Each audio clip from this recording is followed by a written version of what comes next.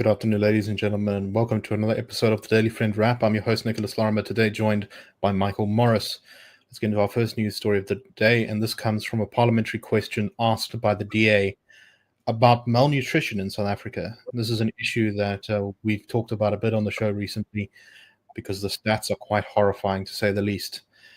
The DA, in response to its question about malnutrition, has learned that apparently 155 children across the country under the age of 5 have died in public health facilities with moderate or acute malnutrition and an underlying condition since January of 2025. So in other words, just this year, there have been 155 children who malnutrition has contributed to the death of. The majority of the children were from Limpopo, with about 32 of them, Gauteng with 30, and KZN with 29. So Gauteng and KZN we'd expect to be up there. Those are the most populous provinces, but Limpopo being up there, I think, shows the level of poverty in Limpopo. The broader stats for the South African population are pretty severe. There has been an increase in malnutrition cases across the country over the last 5 years, with the DA claiming that it has risen by 26% over the last 5 years, which is an absolutely staggering number. About 28%, 29% of South Africa's children under 5 are stunted from lack of proper nutrition while growing up. And Michael, this, I think, is precisely why on this show we bang on so much about economic growth. At the end of the day, government and society is going to really strive to feed these kids to solve this problem unless the society is wealthier and has more resources with which to look after our children, because this is just a devastating human cost. Yeah, exactly right. And as you were giving the introduction, it just occurred to me, that we so often talk very approvingly, not necessarily RR, but South Africans generally, about how resilient we are. This is something that and even the president, I think, just recently, when he was talking about the 49 who have left us, or the 59, however many it is, he himself used this trope of South African resilience. This is our great thing. We are resilient. We press on. We soldier on. We hear. But there's a cost in a way to it, and part of that cost is we become inured to things, and this is one of the most devastating, I think, statistics that likely seeps into the public consciousness without the disruptive outrage that it actually deserves.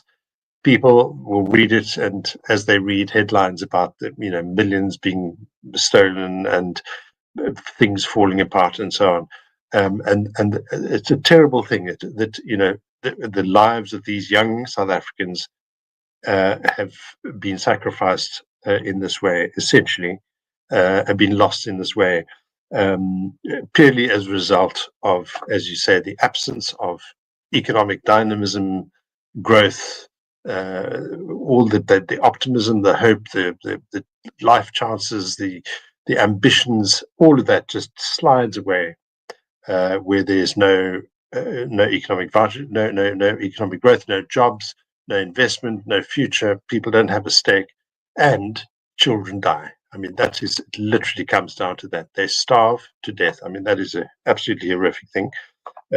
I did write about it quite recently using, I think, slightly older figures from UNICEF.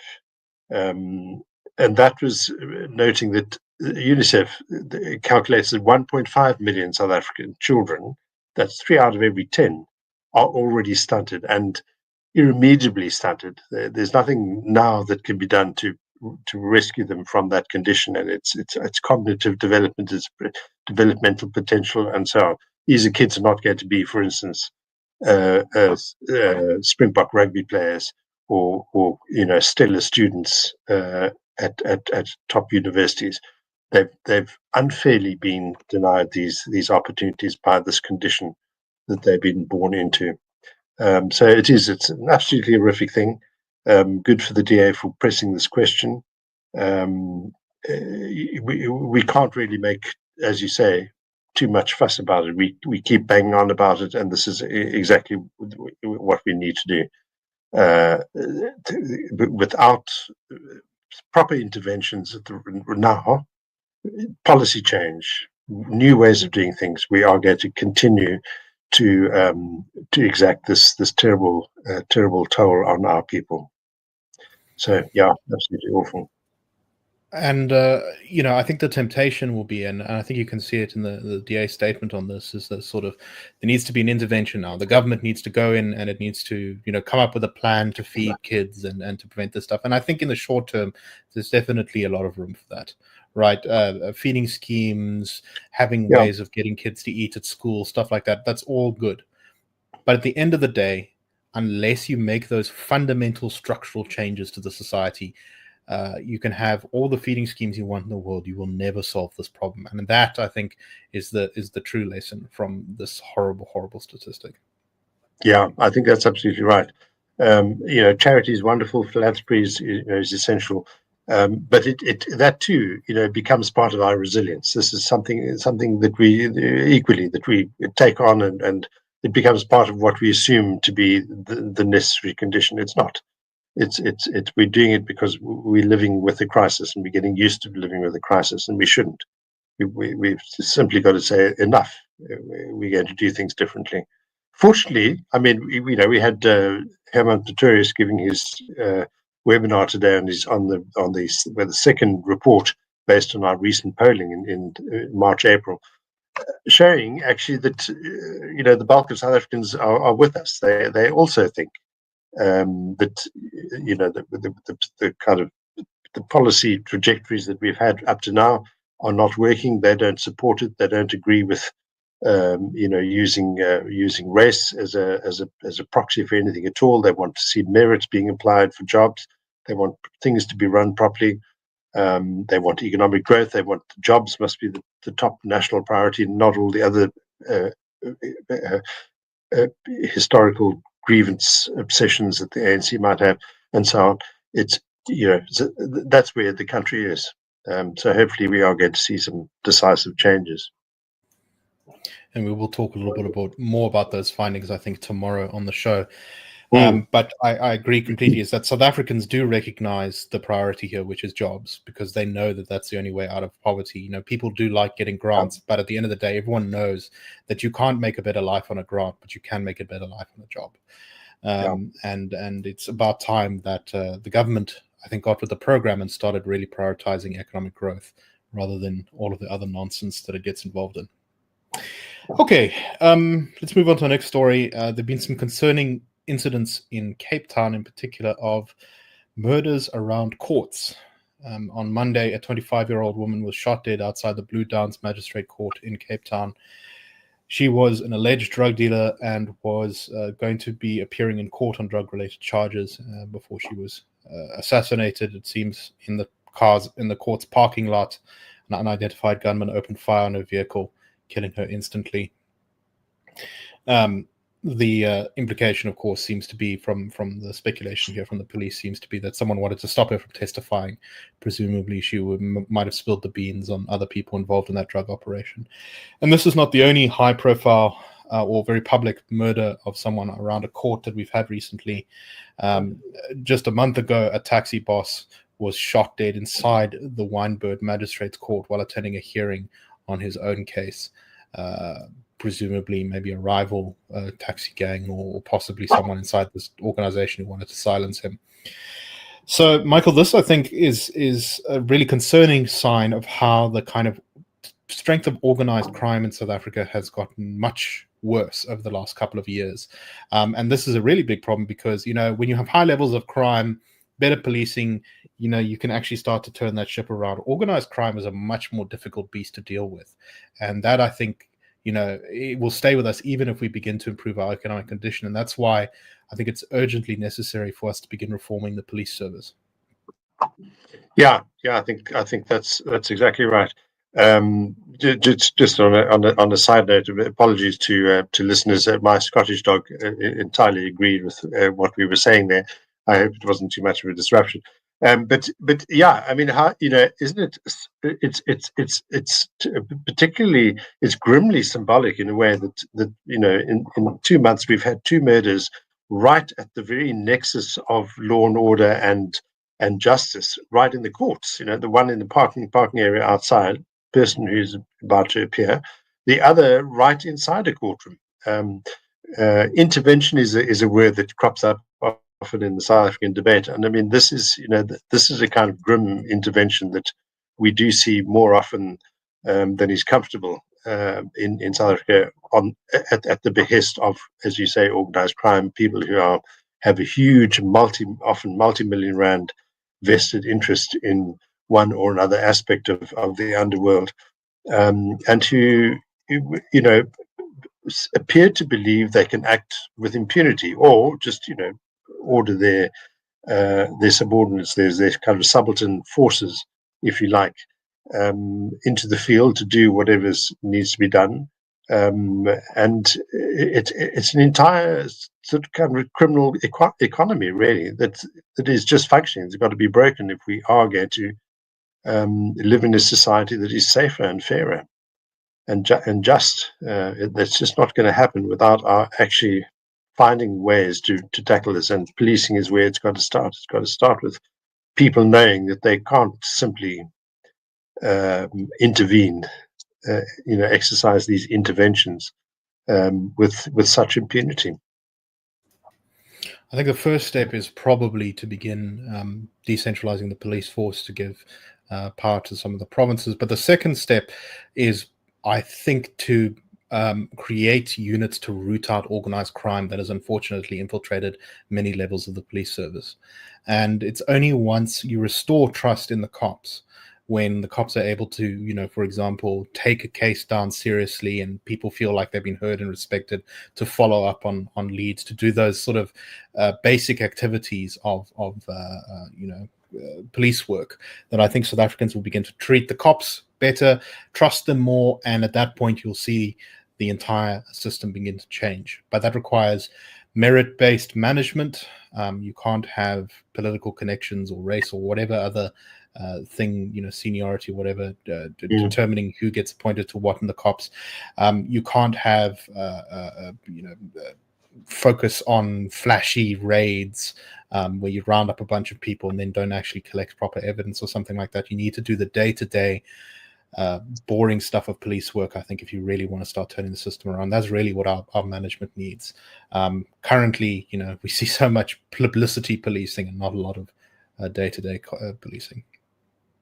Yeah, I mean, it often pains me, that I know, just because I've had some experience in the past couple of years, but just reading the news properly, I think you get a sense of this. There are good cops out there, and they're probably working under terrific pressure. Clever people, committed people, all kinds of professionals in that service. There are not enough of them, and they deserve more support. And so the much system abuses them. If Yeah. you follow the rules, you get kicked around and not promoted. Exactly. So it pains me on the one hand that there's that body of people who are really trying their best and don't get the recognition they deserve often, who are being abused, as you say, by the management, who've got all sorts of other agendas, and we've got this growing problem. And yeah, so the solutions are, in a sense, self-evident, but we've got to embrace them. All right, let's talk about our last story. And the president, as well as a number of ministers, is in the United States at the moment. They're seeking to negotiate some sort of, deal to cease hostilities between us and the United States.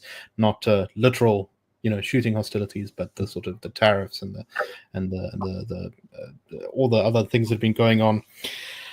And there has been some suggestion from the presidency that one of the ways they're going to encourage the Americans to drop tariffs and other things on South Africa, other punishments on South Africa, including the refugee program and stuff, is to offer incentives for Elon Musk's businesses in particular, getting rid of tariffs or receiving favorable tariffs on imports of Tesla into South Africa, building electric vehicle charging stations. and licensing Elon Musk's satellite internet company Starlink. Now, do I want Tesla investing in the country? I definitely do. I think that would be great. I think that it would be especially good if we got Starlink here. I think that would provide some serious benefit, particularly to very rural South Africa, where the infrastructure for internet doesn't really exist. My concern here, Michael, is that this is exactly the wrong way to kind of go about economic reform. You give a special carve out to this company. The only way that a carve out like this can be good is if it's the thin end of the wedge that creates a much broader reform. So if they let Starlink in and then also let another company in because they've decided that they're going to basically ignore or get rid of the BE requirements or for ownership in communications companies, that would be a good thing.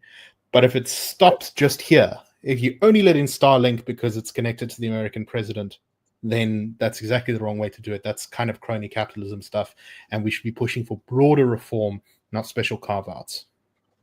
And one of the points that's so often made, our colleagues in particular, I think of Gabriel Krause, John Endres, our CEO, who both in particular have insights into how the economy works, keep emphasizing the fact that that investment. When we talk about investment, that matters. We're not simply talking about investment coming from outside. It's not just foreign investment, and the reluctance to invest is not simply a reluctance among foreigners.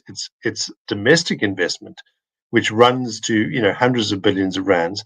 But if there is a reluctance there, it is precisely because of either this kind of piecemeal approach that we had to favor this particular company or this particular sector, but nobody else. They're going to be all these kind of mixed rules, contradictory arrangements, and so on.